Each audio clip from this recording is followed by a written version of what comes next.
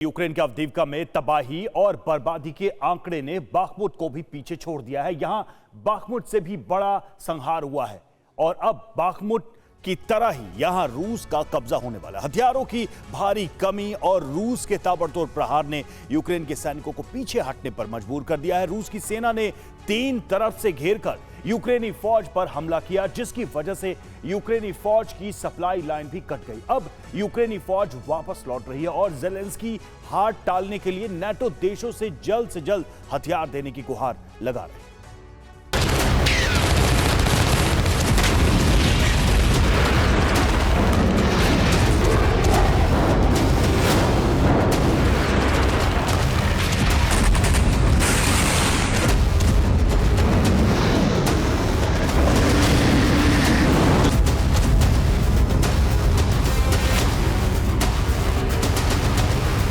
सन्नाटे के बीच रह रहकर गूंज रहे हैं धमाके।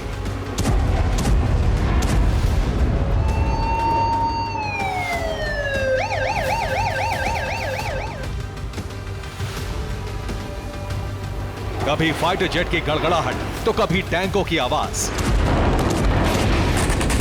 यूक्रेन का एक और शहर पूरी तरह से बर्बाद हो चुका है। हजारों इमारतों वाले शहर में टूटी फूटी दीवारें और अध जली इमारतें नजर आती हैं। अवदीव्का का एक भी कोना सलामत नहीं बचा, एक भी इमारत नहीं बची। शहर के नाम पर यहां सिर्फ खंडहर ही खंडहर है।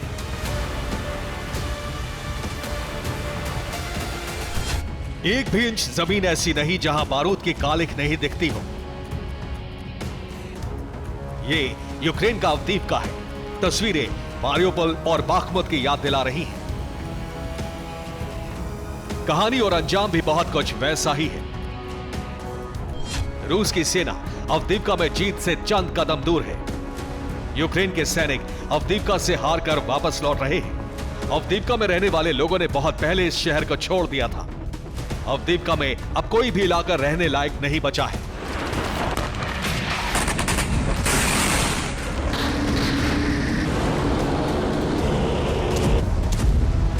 यूक्रेन के राष्ट्रपति ज़ेलेंस्की मदद की गुहार लगा रहे हैं ताकि यूक्रेन की सेना अवदीव्का को बचा सके, लेकिन हथियारों की नई खेप आने में अभी और वक्त लग सकता है। फिलहाल अवदीव्का में बचे गिनती के सैनिक छिपकर रूसी फौज से मुकाबले की कोशिश कर रहे हैं।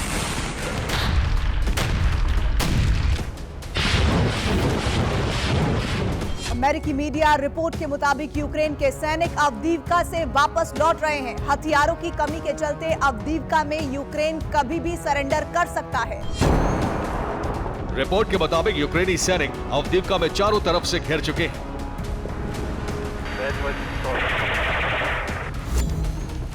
सप्लाई रूट बंद हो चुका है। यूक्रेनी फौज तक ना गोला बारूद पहुंच रहा है और ना ही खाने पीने का सामान।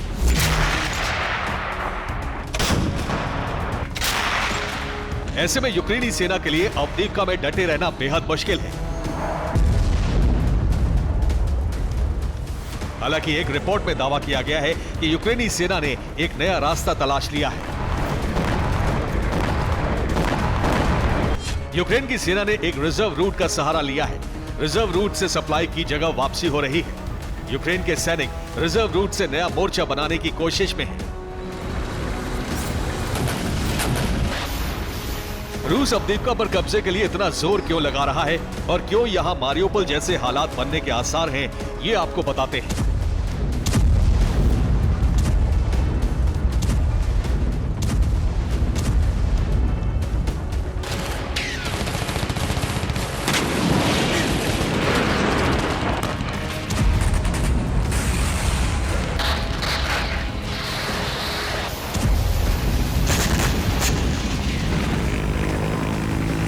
रूस की सेना ने अक्टूबर 2023 में अवदीव्का का मिशन शुरू किया था।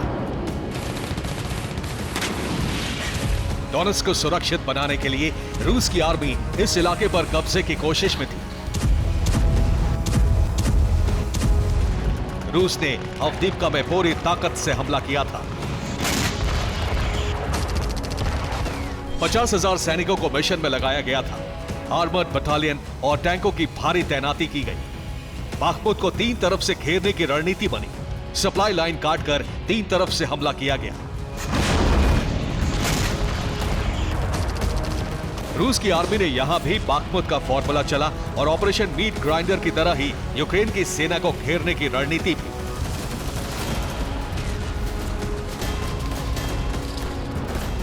बाखमुत की तरह ही ताबड़तोड़ हमले से हर इमारत को तबाह कर दिया गया ताकि यूक्रेन के सैनिक कहीं छिप न सके। लेकिन अवदीव्का की जंग को जीतना बाखमुत की तरह आसान नहीं था।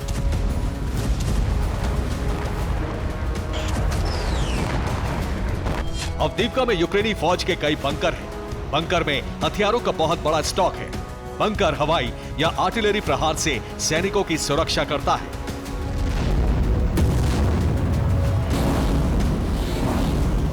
लेकिन लगातार हमले से यूक्रेनी सैनिकों के लिए मुकाबला करना मुश्किल हो गया। ये जेनिथ बेस की तस्वीरें हैं। यूक्रेन की फौज ने इस बेस को छोड़ दिया है और वापस लौट रही है। अब मुकाबले का आखिरी पॉइंट यहां मौजूद केमिकल फैक्ट्री और प्लांट बन सकता है। अवदीव्का पर हमले के लिए रूस ने 50,000 सैनिक तैनात किए थे, जबकि लगातार युद्ध से यूक्रेन के सैनिक थक चुके हैं और आर्टिलरी शेल की कमी ने यूक्रेन की फौज को और कमजोर बना दिया है।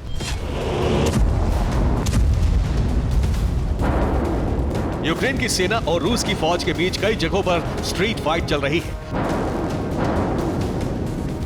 लेकिन रूस के बॉम्बर्स के लगातार हमलों की वजह से यूक्रेनी फौज के लिए अवदीव्का में टिके रहना बेहद मुश्किल है।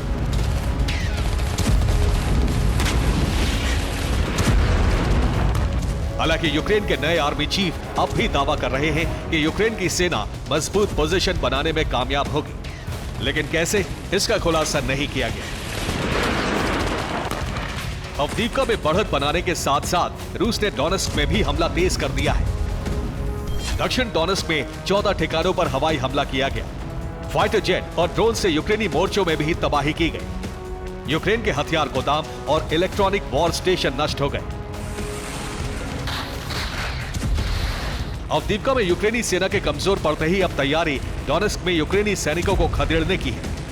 रूस ने KA-52 एलिगेटर और Mi-35M हेलीकॉप्टर को हमले के लिए लगाया है। ये हेलीकॉप्टर्स यूक्रेन के ठिकानों को चुन चुन कर तबाह कर रहे हैं। 24 घंटे में यूक्रेन के 140 ठिकानों पर बमबारी की गई। यूक्रेन के 305 सैनिकों की मौत का दावा किया गया है। ब्रैडली, हॉवित्जर और कई यूक्रेनी सैन्य वाहन नष्ट हो गए। डोनेस्क पर रूस का पहले से कब्जा अब अवदीव्का पर कब्जे के बाद यूक्रेन डोनेस्क से और ज्यादा दूर हो जाएगा और रूस के पूरे डॉनबास पर कंट्रोल करने के मिशन में यह नई कामयाबी होगी। Bureau report, TV9, Bharatvarsh.